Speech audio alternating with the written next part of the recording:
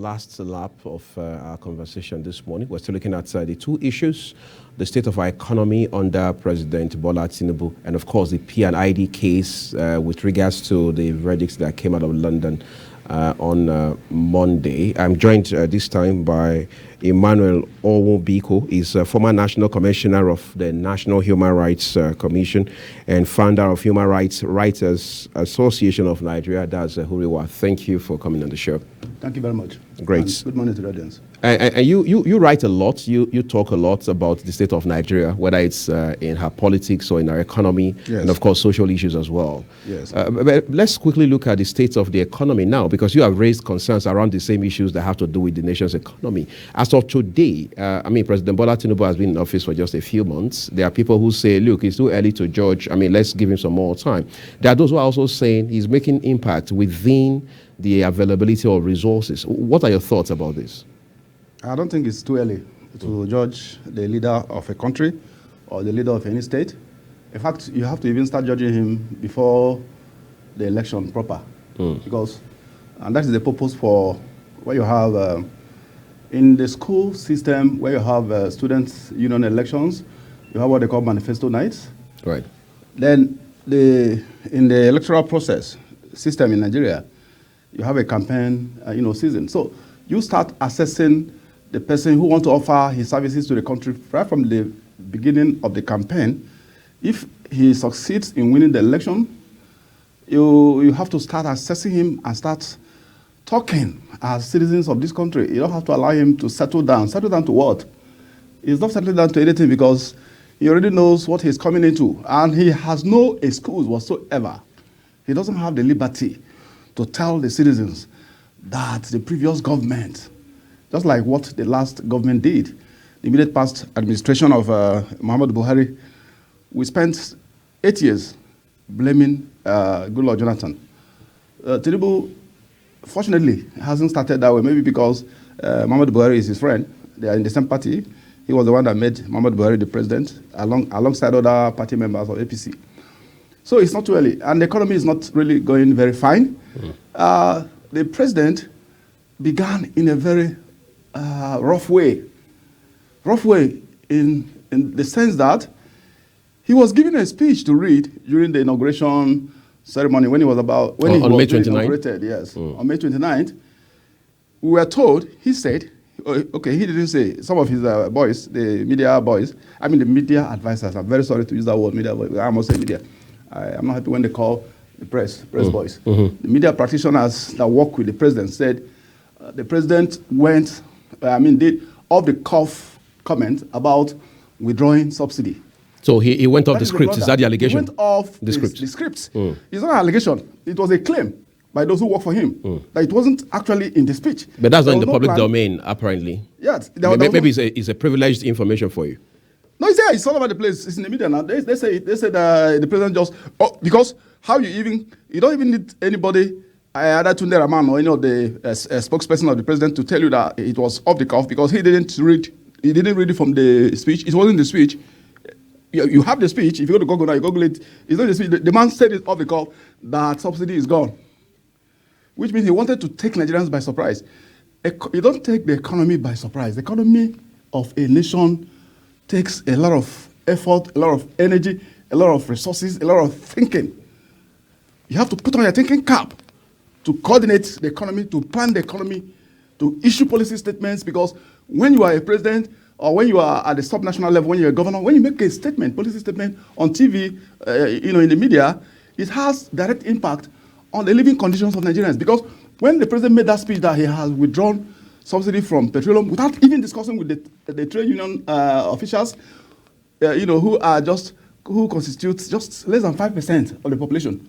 But they are obviously the ones that are always at the forefront of campaigning for a just, equitable, and a good system in the country, because they're the ones that you always hear in the media because of their members that are civil servants, police servants. They're the ones that speak for them, for their salary increment and the rest of them.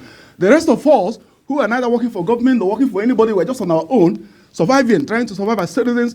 We don't have anybody to speak for us. The organized civil society community, most of them are actually people who are concentrated in one particular area of the country. the southwest, our brothers there. So they're no longer, it looks like they have gone to sleep because they have actually gained what they actually wanted. They have won power. So they don't care about talking on behalf of Nigerians. Subsidy was removed. When the president made that comment, it had a spiral effect. The pump price of fuel went up immediately. And for the first 3 weeks, there was no fuel anywhere to buy. Even those who had fuel in their filling stations shut their selling their pumps, the outlets. Nobody was getting fuel to buy. The only way you can get it is from these malams on the street, people that hawk fuel, the thugs that hawk fuels close to the filling station. They're the ones that actually have access to the fuel products and they sell to Nigerians at cutthroat price. That was how the economy tumbled further, even though the president came in. It's the same party that has been in power for about 8 years. The president that left destroyed the economy. The economy was in tatters. The government that just left was all over the place, borrowing from everywhere, every conceivable creditor, everywhere. China, even they almost nearly borrowed from Afghanistan. They were borrowing money from all over the place, and they were not telling us what they're going to do with the money. You know, we don't have evidence of what has been done with the money. The humanitarian affairs ministries, a lot of billions have been voted to that humanitarian affairs ministries. The one the president has now renamed Humanitarian Affairs and Poverty Alleviation, which is an appropriate concept. The poverty is getting higher and higher. You have such a very strategic ministry like Humanitarian Affairs under General Buhari's administration for 8 years. In 2018, Nigeria became the poverty capital of the world. Nigeria overtook India. India is the second most populated country in the world after China. China is the most populated country, in the world with over 2 billion people or over 3 billion people. India has 1 billion plus or close to 2 billion. Nigeria has just 200 million. If we're even sure of getting up to that 200 million, that's an estimate because nobody has ever conducted a proper science, evidence-based census, head count of human beings who live in Nigeria. Sometimes they count trees, count goats, and everything in the far north and tell us that this is the population. So we're not even too sure of how many we are, whether we're 100 million, whether okay, let's just assume that we're 200 million people.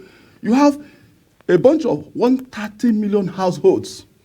I'm not saying 133 million individuals. Who are multidimensionally poor. When they say household doesn't mean individual. Only because household means myself, my wife, my 2 kids, and the girls that stay with us, and my in-laws that stay with us. That's a household. That's a household. So in an ordinary, in a common household, you can have up to 10 people. So if you have 133 million multidimensionally poor households in Nigeria, it's a tragic situation. And then you just became a president just 3 months ago. The first thing you did is to spread poverty, is to make those who cannot even afford to eat 3 quality square meals per day, you now deprive them of 2 more quality square meals per day. They virtually survive now on just 1 square meal. That is not even qualitative enough for them because they don't have the more money to move around to go and look for money. A lot of Nigerians, millions of Nigerians, don't work in the formal or informal sector. They work in the informal sector. They work on their own. They are artisans. They are laborers. They are marketers. They are traders. They are people. They are farmers. They rely on buying and selling for them to survive on a daily basis. And now the price of movement, when you have to move goods, you have to move yourself to offer your services to whoever you want to go. If you're going to be a laborer, you're going to set up a house, you are one of the workers in that site. For you to move from Garki to this place where we are, central business area, you must be a rich man to get to this point from Garki 2. You have to pay up to 2005. So where do they have the money? They're not earning salaries. Even those who are earning salaries, just the other day, the president offered them 35,000 naira additional payment to their salaries. What's all that? And you have already pulled out subsidy that made sure that the cost of fuel was a little bit affordable at 155 naira per liter. You now jack it up to 600 and something, and the fuel marketers are not satisfied yet. They're saying this is not a fair price. We want to take it up. And they tell us that this price is determined by market forces. It's not determined by any market forces. It's determined by government forces, APC forces, NNPC forces, because they are the ones that announce the fuel price increment or the asking price of fuel. Market forces are determine whereby market forces determine cost is when you have supply and demand. Supply and demand are the two factors that shape the cost of products. It's not for somebody to sit in an air-conditioned office somewhere in central area, NNPC, and say, now the fuel cost is going to be 617 naira or 630 naira or 650 naira, and you now come and tell us that it's market forces. What kind of school do you think we're attending? There's the claim that subsidy is still being paid, at least in part. Do you share that sentiment? Well, that's not even our concern. If it's been shared in part, that's okay. Maybe the government wants to save itself from a popular revolution. Because if you deprive an average Nigerians are the most, I don't know how to use it. They are some of the, in terms of ability of politicians to deceive them, Nigeria is at the peak, is the highest. Politicians can come and deceive them and keep them in slavery for years. They will not do anything, maybe because they say the man is a Yoruba man from Ondo State, or he's my brother from Imo State, he's my brother from Katsina State, he's my fellow Fulani man from Katsina. So why you do what you want to remove him? So that that Igbo man will become president, or what? That is why we're suffering. Because Nigerians don't know how to fight for their rights. They look at ethnicity, they look at religion. Things are getting bad, and you're talking about all these things. So that is the cause of it, because, and they don't have the resources to be able to power their business activities on a daily basis. Transportation system is not working as it should. Even in the Federal Capital Territory that has a semblance of urban development, transportation system is abysmal in Abuja. Most workers don't have a way of going, commuting from their houses to their places of works or to wherever they want to go to. Everybody is just on his own. That's why you have a lot of one-chance operators, taxi people that rob passengers, kill some of the passengers. That's why it's very rampant in Abuja, because Abuja is not properly planned in terms of transportation system. I want us to talk about efforts being made by this government. I mean, look at foreign exchange. I mean, the FX segment of the economy, for example. Look at the CBN, for instance. They have a new governor now heading the Apex Bank. So Nigerians, for the most part, say there is hope that fiscal and monetary policies will now be addressed. We've seen the president reach out to the international community, to business people across the world, to say, look, Nigeria is the best place we can invest, at least in Africa. We've seen all of this. We've seen the president saying, look, we need to encourage local production. We've seen something being done with Ajakuta Steel, which we understand is 98% completed and has the capability to produce, to hire at least 500,000 Nigerians when it's totally done. Don't you think these are commendable efforts by this government? What are you commending? These are futuristic aspirations. These are just political statements that are not concretized. You tell me something is going to happen in another 2 months, and I do not have food on my table. And you're telling me that I should exercise patience? I'm exercising patience, and you are buying SUVs for parliamentarians. Each of them have 160 million naira worth of a Jeep, brand new Jeep to themselves. And you're telling me that I should exercise patience, that they're doing a lot. You talked about the CBN governor that had just been appointed. How was he appointed? The CBN governor that was there was not appropriately, he was forced to resign. Whether he resigned in prison or wherever he resigned, where EFCC and the rest of them, EFCC and the prison officials were busy fighting in the courtroom. No, it was actually the DSS. The DSS. Yes, the DSS and the correctional officers. They were trying to take hold of the immediate past governor. How he resigned, how the EFCC governor was forced to resign is not so clear. EFCC chairman is not so clear to us. So, and the new central bank governor, who used to be a commissioner for finance or wherever in Lagos State. I know that name is a very popular name in Lagos Island. The name of that CBN governor. Olayemi Kadoso. Kadoso is a very popular name among a very prominent family in Lagos Island. So he came from Lagos, and his CBN governor, the first thing he did was what? To remove the import. Sorry. By the way, is there a problem with where he comes from? Should we be discussing where he comes from? Should he not be focused on what he can do? No, his track record. You have to talk about his background. He came from the background of finance. Okay.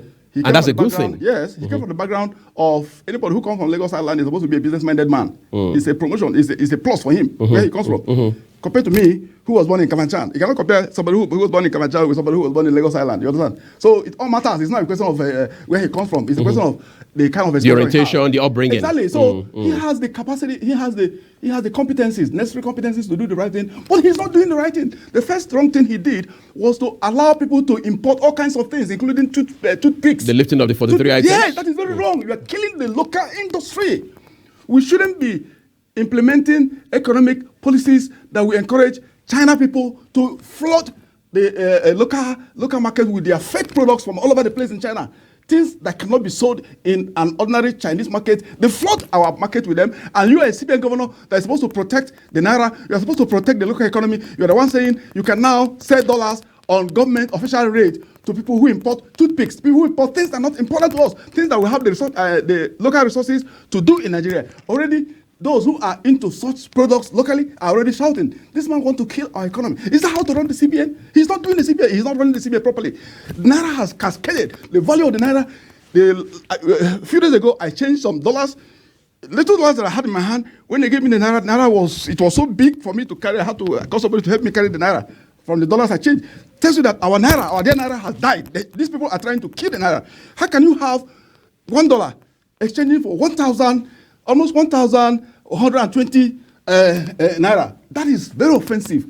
And they're telling us that why should they be borrowing dollars to save the Naira? If you need to do anything to save the Naira, it is a national pride. You don't have to operate your economy based on what the white people tells you, IMF. Do we go to US to tell the US how to run their local economy? Do we go to Britain to tell Sunak how to run his local economy? Don't they do it on their own? If you need to do whatever you have to do to make sure that the Naira does not become like Zimbabwean currency where you have to need a wheelbarrow to go and buy a loaf of bread. That's where Naira is going to. And for us, we are not economists, but we have been surviving on the streets. So we know what it means to be in the informal sector. We know that it is so bad to have a Naira that used to be very, very dignified fall down to the level of even Cameroonian money that was almost nonsense to a lot of Nigerians in those days. The Cameroonian, this kind of sefa they use in Cameroon, is it Ghana or wherever, other West African countries, are even bigger than the Naira. It's a shame. And somebody is telling me you have to leave the Naira to be determined by the availability of dollars. Do we print dollars in Nigeria? Why do we have to do our official pegging and our official business with dollars? What is our problem with dollars? Why can't we do our Naira and protect our Naira to be... Somebody was advising the current CBN governor just on Monday, saying, look, you shouldn't repeat the mistakes of Emefiele. What does that mean? Well, I don't know what he means by mistake. Emefiele made a lot of mistakes. Some of which are... Emefiele made a lot of mistakes, including the one that nearly sent some of us to hell. I mean, nearly sent some of us to early death. You must have been affected by what Emefiele did. When he said he was going to change the currency, he brought new currencies, and those new currencies were not found anywhere, and people could barely retrieve 20,000 naira. Even if you have 100 million in your account, you can only get 20,000 naira at a time. Is that a country? Is that how to run the economy? That's one of the biggest blunder of Emefiele. And he was doing it for what? He was doing it to punish Tinubu. He was doing it to punish APC because APC didn't select him as a candidate. So he made a lot of mistakes. He made a lot of mistakes by offending the independence of the CBN by trying to be elected as a party candidate when he is still serving as the governor of CBN. So if the man is saying about repeating the mistakes of Emefiele, I don't know what he meant by mistakes. Emefiele also was involved in allowing government officials to do round tripping. People who are connected to the president were getting the dollars at very cheap rate. They go to the official market CBN and collect dollars in a lot of bundles of dollars for very little amount of money, and let's sell those dollars in the black market and they make a lot of money. So many of them became stupendously rich through Emefiele's illegality. That's one of the mistakes he made. And if you say he shouldn't repeat the mistake, well, it's okay. But he has even started making a more tragic blunder by letting people access dollar at official rate to bring in products that are not economically viable, that will destroy the local economy, that will further take away the jobs of local manufacturers. So I want us to turn to our second discussion, which is the P&ID case. I'm sure you followed the verdicts in London, yes. How that case has now been decided in favor of Nigeria. Yes. But then Nigerians have been reacting differently to say, look, one, this case has stretched for a long time. In fact, children born when that case started, I'm sure those who are alive today are already in high school, at least junior high school, for example. But today there appears to be something close to, I mean, you might want to call it a closure, even though we hear now that the case can be appealed. Some people have said this case is reflective of the corruption, endemic corruption in Nigeria. Others have said that this case is a pointer to the weakened institutions that we have in this country. But what has been your assessment? Well, what my assessment shows is that all of those things you just mentioned now, particularly the issue of corruption at the highest level, the issue of people not being patriotic enough to be able to defend their countries. You have foreigners come from God knows where. Some of them, Britain is even a very respectable country. It's a first world advanced society.